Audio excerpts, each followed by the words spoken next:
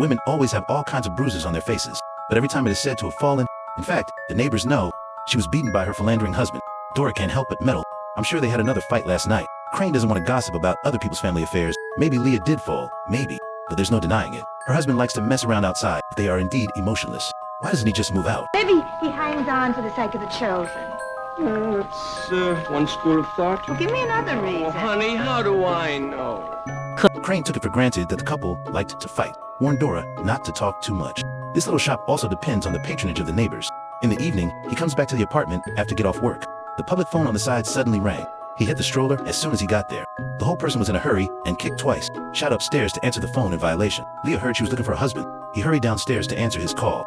Crane mentioned it casually. That stroller, at least put it in a position that is not easy to hit, but he couldn't find anywhere else. You can't keep dragging it upstairs. Crane suddenly lost his temper. Leave the stroller there, tired to enter the house and lie directly on the sofa.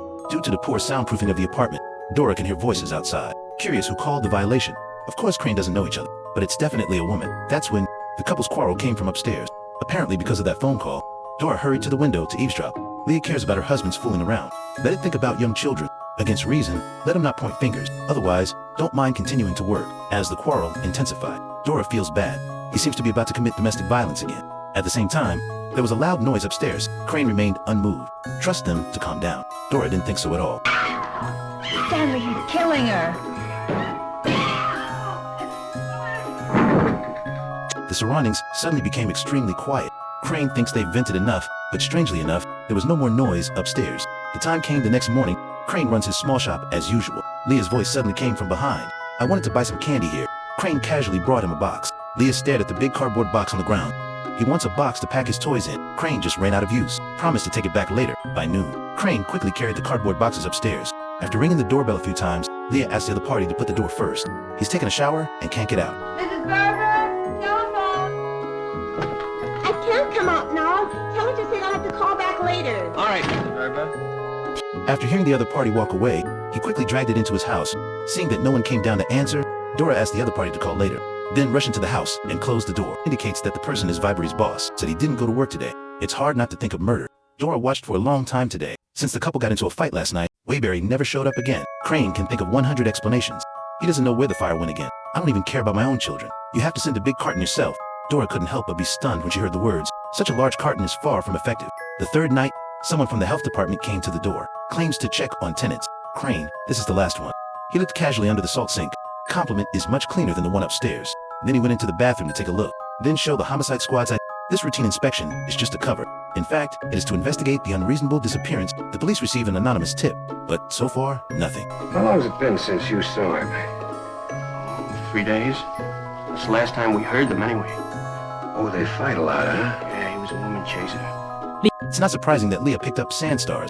The couple fought fiercely that night. The officer also feels that the violation is dead. But what did he do with the body? Leah can't drive at all. If you drag the body onto the street, impossible, no one will notice. Crane remembered the cardboard box. It wasn't used for toys. It can only be used to hide corpses. Dora has been eavesdropping outside the door, and Leah had just left the house. After the two of them come out of the bathroom, didn't mean to bring it up to them. The officer took the opportunity to take the key given by the landlord, Smooth, and Crane into the house. He didn't find the box before. It was hidden behind the sofa. The two pulled it out together. Unexpectedly, I opened the box and took a look. There are no bodies hidden inside. A week has passed in the blink of an eye. Dora talks about today's news again. His boss called again. Verberg hasn't been to work for a week. Leah spends all day in the apartment. I don't know what to do on it. Crane advised his wife not to worry. Verberg is not dead at all. The old lady told herself in the store. Told me he's staying with his parents, wherever they live. His parents live in Queens. But where did Mrs. Blavatsky get her information? I didn't ask her. From her daughter, probably. Dora was a little surprised when she heard that. I didn't expect him to waste time on that girl. Crane quickly pointed out the topic. Keep your wife out of trouble. If anyone else hears this, who else will come to the store to buy things? Dora nodded helplessly. Agree. But the next day, he burst into the store. Tell Webbery he's not at his mother's house at all. I called and talked to the other person. They haven't seen each other for a week. After the day, the couple quarreled. Leah sent the baby over. Crane is still unlucky that Webberly died. Leah couldn't get the body out of the apartment. The officer didn't find it at home either. Dora looked very excited. I firmly believe that the rebellion has been killed. At the same time, Leah enters the store. Crane quickly pushed his wife out. See each other again to buy candy. Do you need milk casually? The children, they're with their grandparents this week. My husband is staying there. His father's been sick when he heard Leah lie. Remembering his wife's words, violation may have really been killed, quickly called the police officer. make an appointment to meet at the apartment, finish understanding the details of this week. The officer feels like he's back to square one. What the hell did Leah do with the body?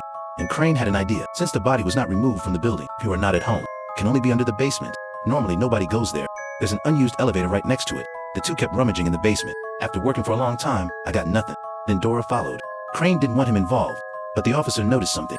That ridiculous stroller. No wonder since that day, Crane never bumped into him again. It was moved here. The officer slowly lifted the cloth from it. Sure enough, the body in the violation was found. Dora couldn't stop crying. Crane only thought he was frightened. That's when Leah went into the basement. She expected it to come to light. The disguised emotions finally broke down. Leah doesn't really blame her husband. I only hate women who throw themselves at me. They clearly know that there is a family in the violation. I didn't know. The Blavatsky girl. All the rest of them. What happened that night? He explained that after the argument, it goes against reason and starts packing. Said he was going abroad with his lover. The two of them are going to get a divorce tomorrow. He asked the child what to do.